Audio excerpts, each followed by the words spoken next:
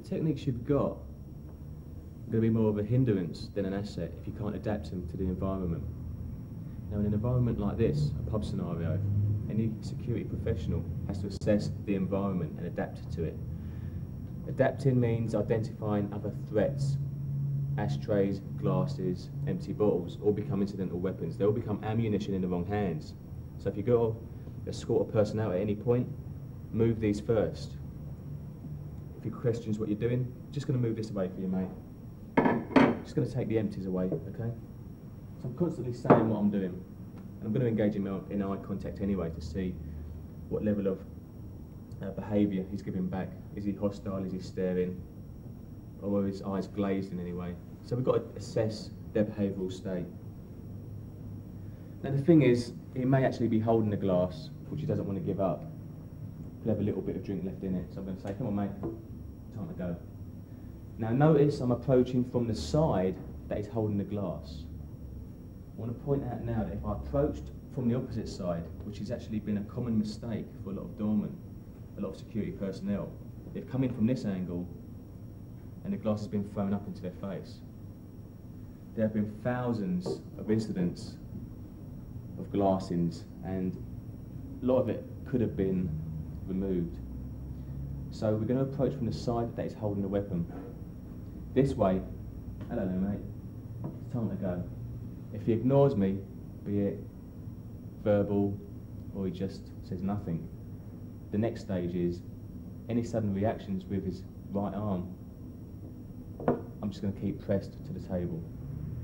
I can then remove the glass by keeping his wrist pressed and just peeling this out. Then from here, I'll just go back to his hand. I can bring the fingers into play and get him up onto his upright position. Or if I'm holding him and I remove the glass this way, I can take the last two fingers on your feet, mate. We have an inverted 2-finger straight arm bar, and I can walk him out. Now if you take a seat there. The main thing is getting this out of his hand. Once this is gone, the threat's reduced. If you're dealing with bottles, he can have a stronger grip on what he's holding. They're not as bulky as pint glasses, so we've got to look at how he might be holding it. Same principle applies though. I approach from the side. This is what I call my safety zone. I grasp onto his wrist and the thumb area. That way any sudden movements, bring it up, just press it back down to the table. That's the first thing I'm doing. Now if he's holding it by the base of the bottle, all I do is use the neck as a lever, and I just prise this out of his hand. Now hold that really tight. Okay, there we go. Very quick release. Hold it really tight. There.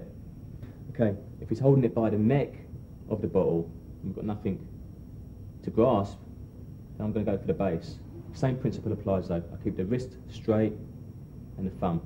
And the reason I'm holding this is because if I don't, and I go to take this out, the wrist is flexible and I'm not going to take it. Hold it still, and I use the bottle as a lever. So if you notice what I'm doing, I'm just pushing up towards his thumb. Like so, hold it really tight, and it's out. Now depending on how I'm holding him, if I'm holding him with my left hand, once this is gone, I'll bring my right hand over, I'll take his fingers, and I'll bring him up into a straight arm bar. Again, I use my chest as a brace here, and I can walk him. Come back, sit down, just hold the bottle one more time by the neck.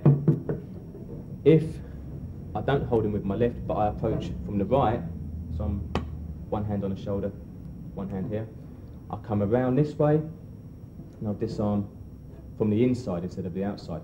Same principle, I keep the wrist straight, and I remove the bottle. This goes over, the palm is turned up, and we'll use the elbow trap on your feet, and sit down again.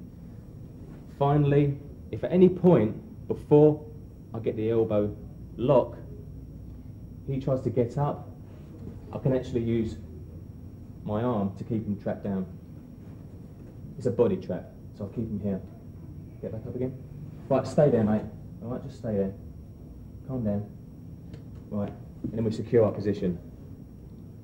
Okay. I can also take him forward if I need to, or just walk him out.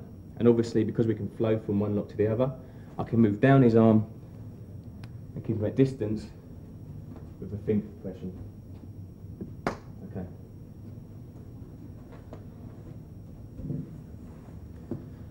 So, technique is nothing if you can't apply it and adapt it to the right environment. Adapting to your environment means understanding the safety zones, where you limit the opponent or the customer's options for hitting you. Anywhere on the outside of the arm works. If I'm here, and at any point if I should say, come on mate, it's time to go. If he wants to throw a hook at me, I'll just bring him off balance. Sit back down again. This works for anyone who's standing or anyone in an upright position on a stool, perhaps. Very simple movement, okay? I have his elbow here. As long as I'm here, I know he can't headbutt me, he can't knee. All he can do is throw a punch from the opposite side. The distance it takes for that to travel means he has to turn his body towards me. As soon as he turns to punch, I'll cancel it out just by pushing forward. Simple, basic movement. Do it one more time, because we want to follow up from there. Come on mate, time to go. Come on. Right, stay there.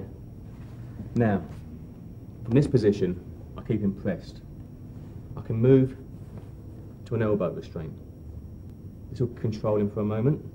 From here, I'm going to need to walk him. So what we do is we flow to a walking position. I bring this down and up into the crook of my arm. We have an escort hold. Come on, mate, this way. And now I can walk him out.